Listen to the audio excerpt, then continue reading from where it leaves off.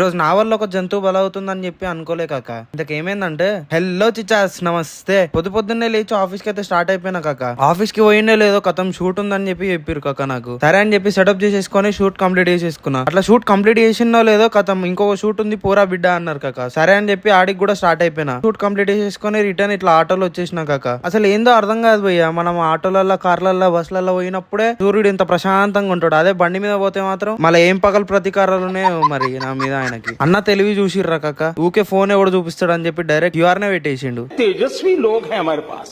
అట్లా చమక్లాడే బిల్డింగ్ ని దాటేసి ఇట్లా ఆఫ్ నుంచి లాగౌట్ చేసేసుకొని రిటర్న్ ఇంటికి అయితే వెళ్ళిపోయినా కాక. అట్లా ఇంటికి పోతుంటే మధ్యలోకి పోరలు కనిపించారు మా బండి మీద. అసలు ఈ ఏజ్ లో వాళ్ళు ముగ్గురు ఒక్కొక్క బండి మీద పోతారు. అసలు వాన్ ఏజ్ లో ఉన్నప్పుడు నేనైతే సైకిల్ మీద ధూమ్ సినిమాల క్రిష్ లాగా దుమ్మ చాలే అనుకుంటా పోతుండే. నా వల్ల ఇవాళ జంతు బల అయిందని చెప్పినా ఏంటంటే ఏం లేదు శాంతి దినాలైందని చెప్పి అలా చికెన్ తెచ్చుకున్నా కాక. అంతే ఏం లేదు.